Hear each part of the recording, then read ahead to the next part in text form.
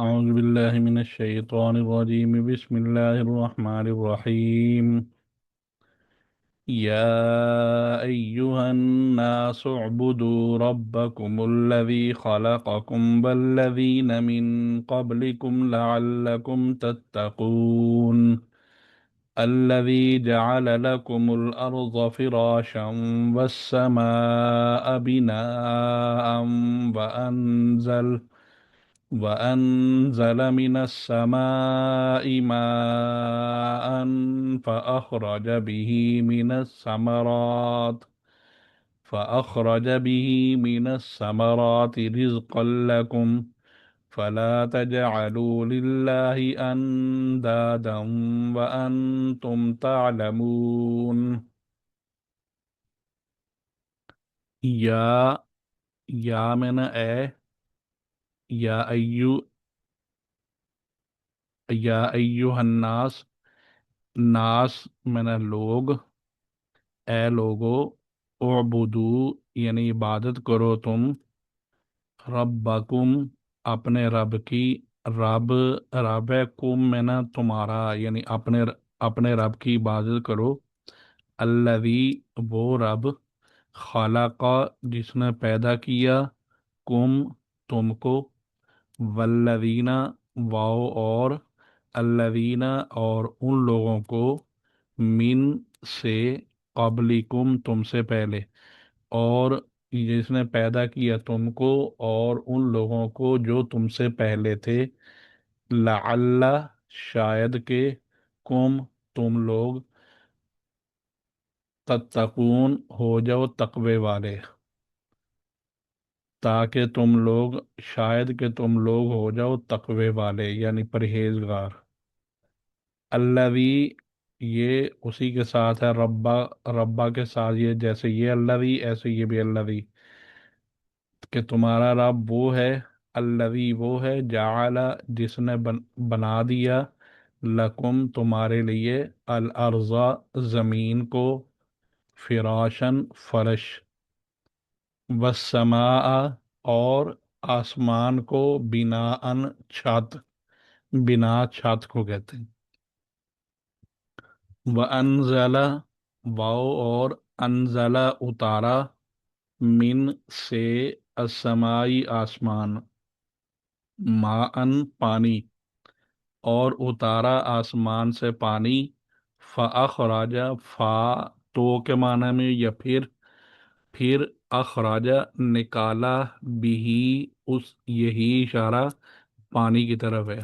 پھر نکالا اس پانی کے ذریعے سے، من الثمراتی پھلوں کو، ثمرات پھل، ثمرہ، پھر نکالا اس پانی کے ذریعے سے پھلوں سے، من میں سے پھلوں سے، رزقا کھانے کا یعنی غذا، لکم تمہارے لیے، فلا تو نہ، تجالو بنانا،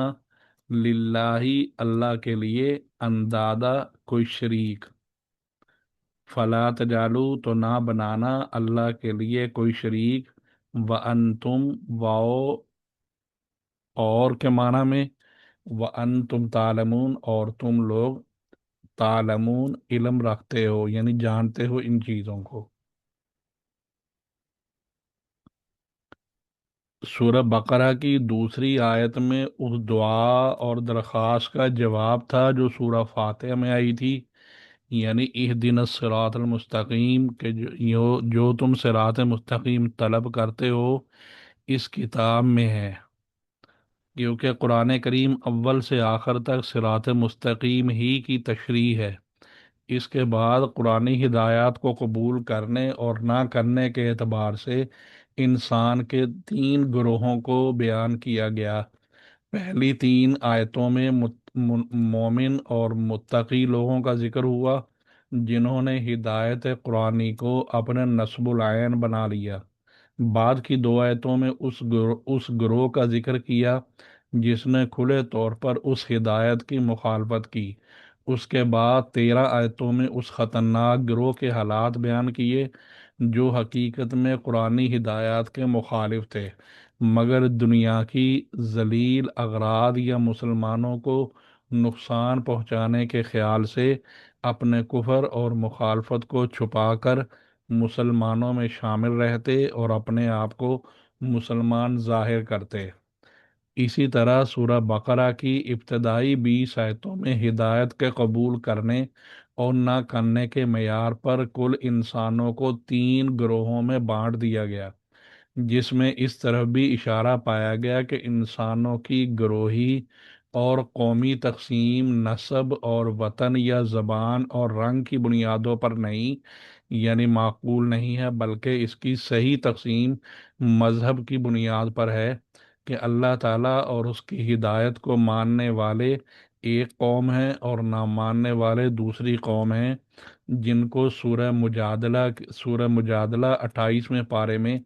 اس میں اللہ نے فرمایا ایک گروہ حزب اللہ ہے اور ایک دوسرا گروہ حزب الشیطان ہے، یعنی حزب جماعت اللہ کی جماعت اور حزب الشیطان شیطان کی جماعت۔ غرض یہ ہے کہ سورہ بقرہ کی ابتدائی 20 آیتوں میں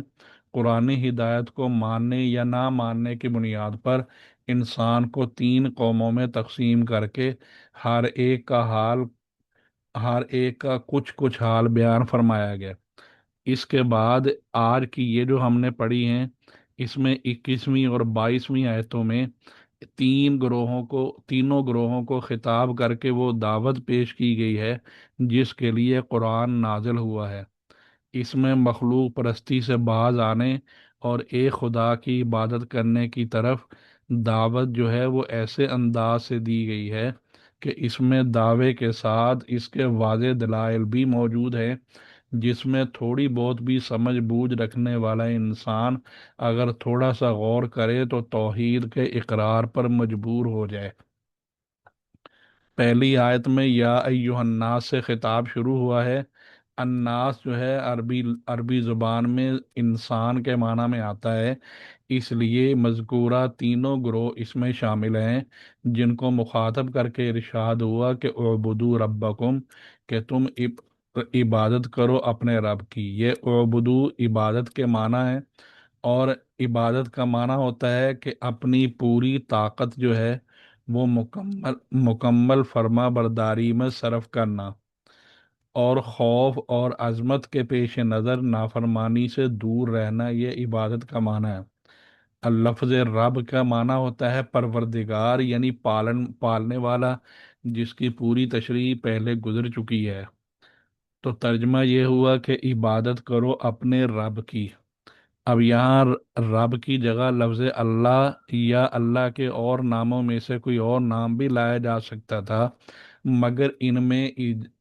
میں سے یہاں لفظ رب کا انتخاب کرنے میں یہ حکمت ہے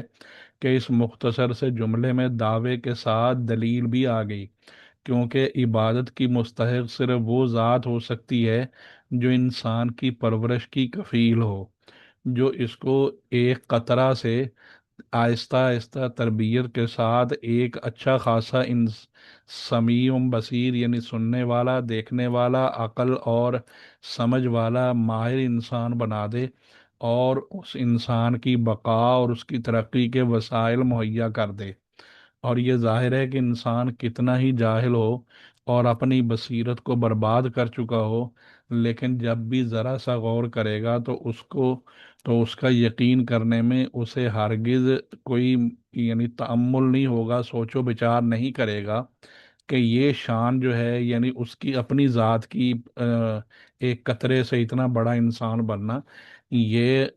اللہ تعالیٰ کی ربوبیت کی شان جو ہے یہ سوائے اللہ تعالیٰ کے اور کسی میں نہیں ہے۔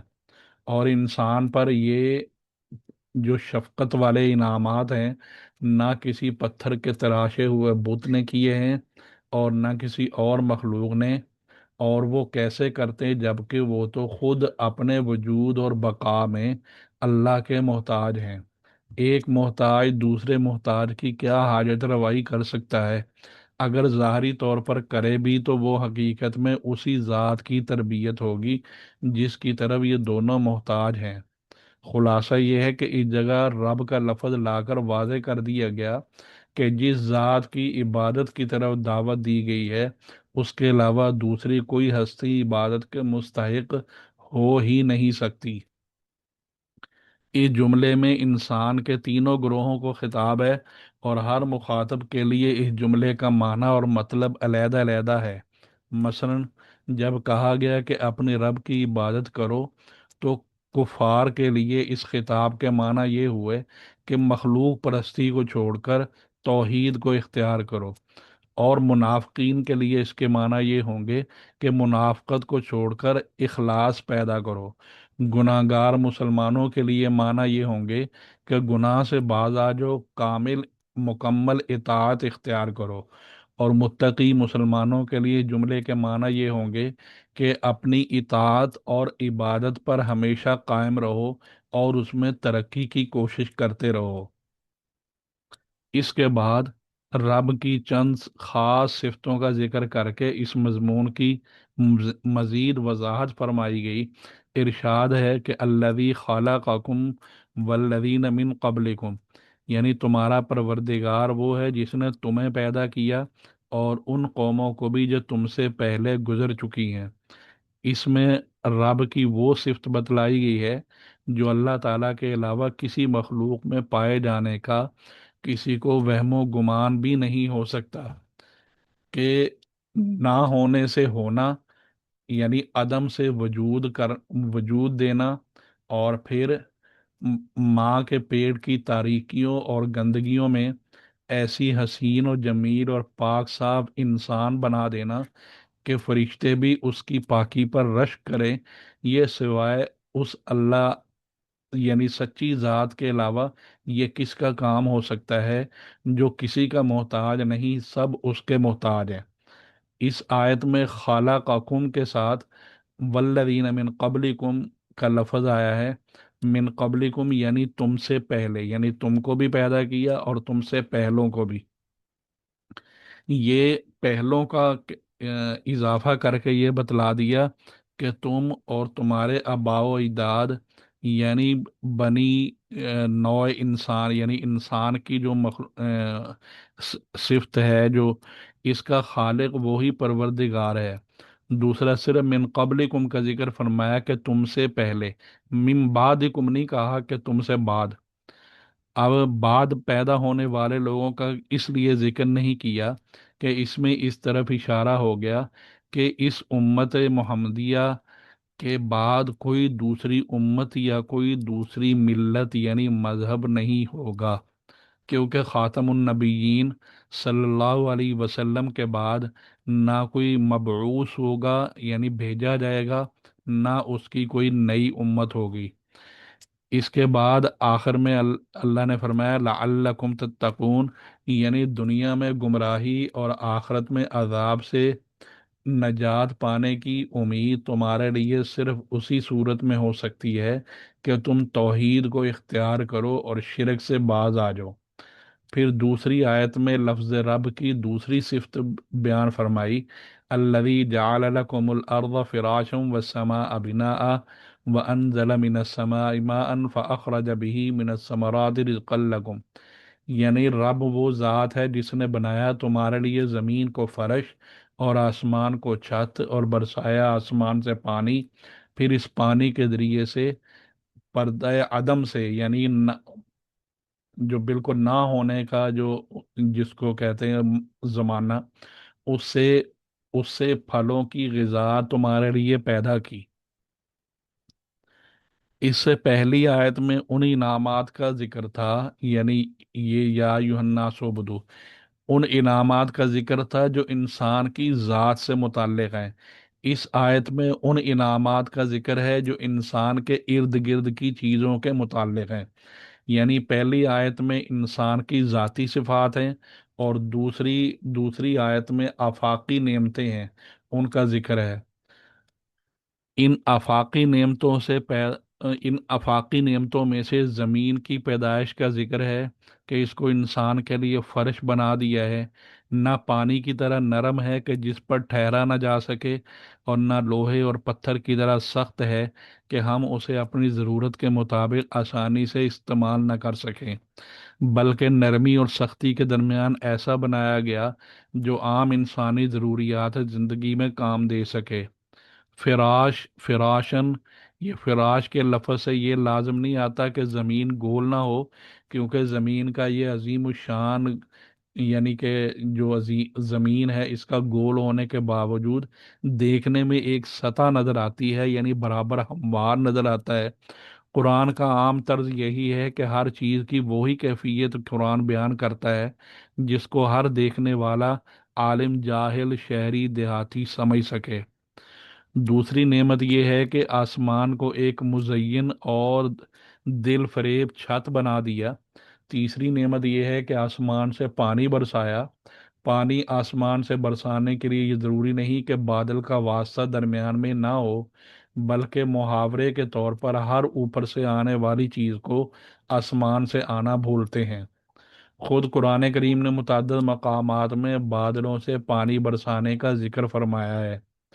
चौथी नेमत इस पानी के जरिए फल पैदा करना और फलों से इंसान की ग़िज़ा पैदा करना। परवरदिगार आलम की चार मज़कूरा सिफ़ात में से पहली तीन बातें तो ऐसी हैं कि इनमें इंसान की सही और कोशिश जो है, वो वो तो क्या, खुद उसके वजूद को भी कोई दखल अंदाजी नहीं है।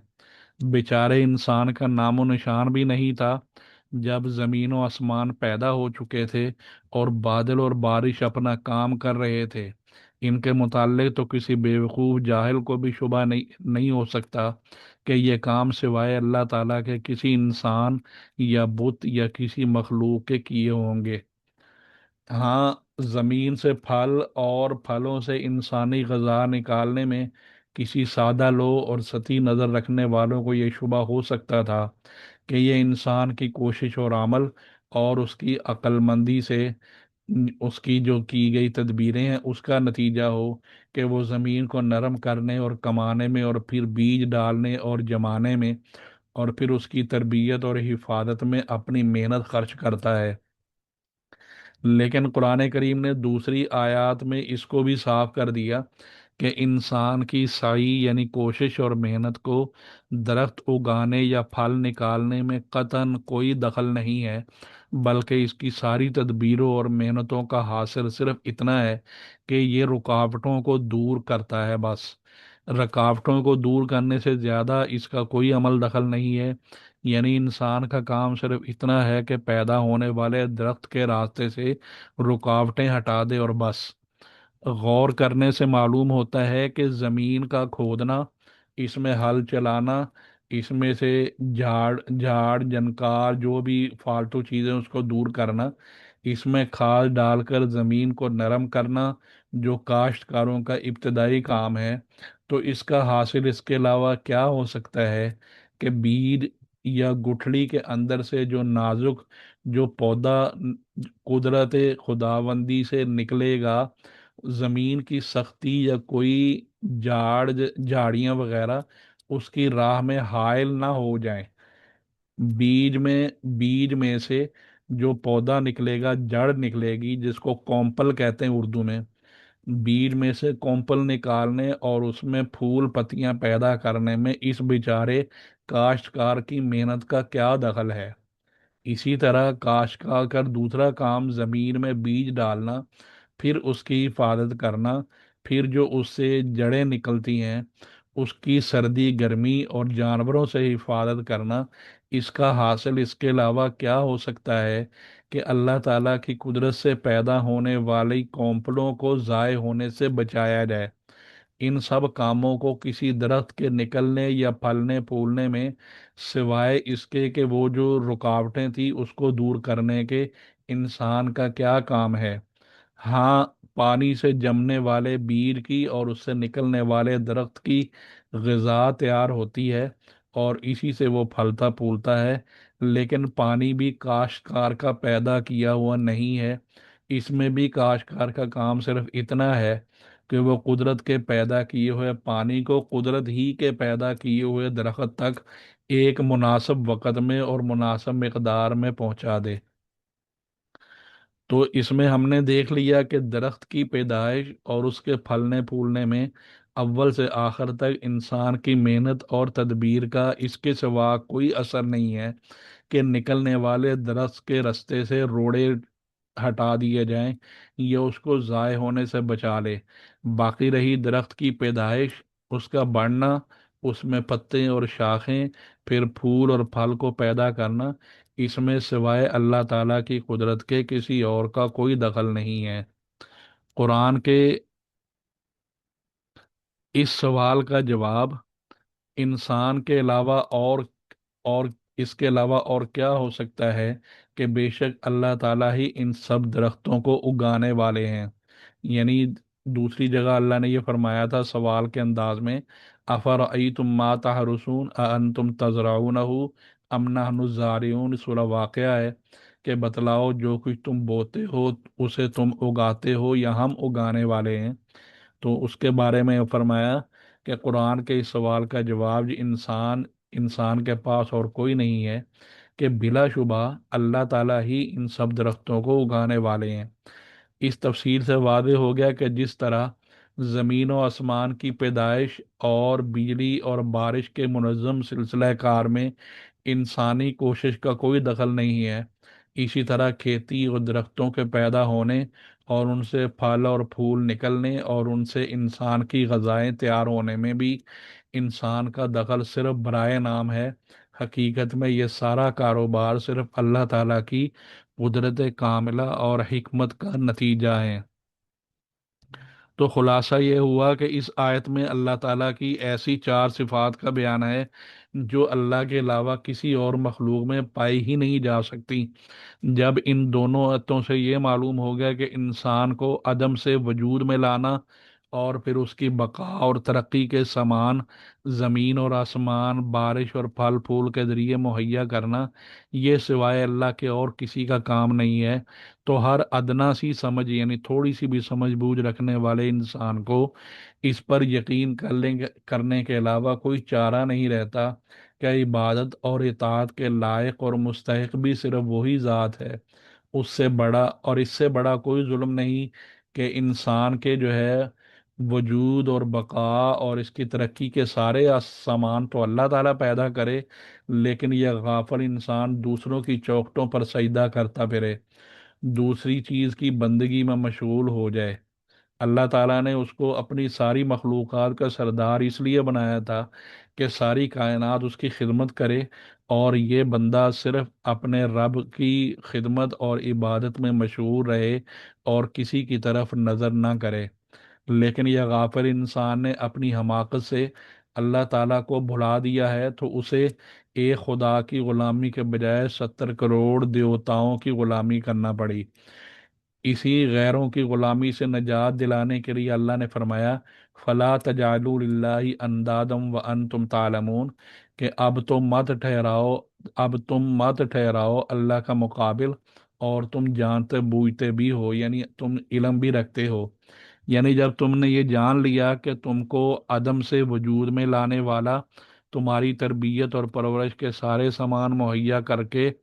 تمہیں ایک عقل مند انسان بنانے والا، تمہارے رہن سہن کے لیے زمین اور دوسری ضروریات کے لیے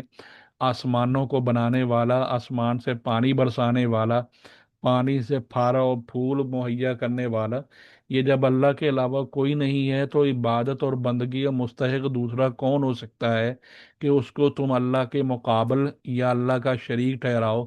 اگر ذرا غور کیا جائے تو اس جہان میں اس سے بڑھ کر اور کوئی ظلم اور بے وقوفی اور بے عقلی نہیں ہو سکتی کہ اللہ کو چھوڑ کر مخلوق سے دل لگایا جائے اور اس پر بھروسہ کیا جائے۔ تو خلاصہ یہ ہے کہ ان دونوں آیتوں میں اس چیز کی دعوت دی گئی ہے کہ جو تمام آسمانی کتابوں کے اور تمام سابقہ انبیاء کے جو ہے وہ بھیجنے کا اصل مقصد ہے وہ یہ ہے کہ صرف ایک خدا کی عبادت اور بندگی کی جائے، جس کا نام توحید ہے۔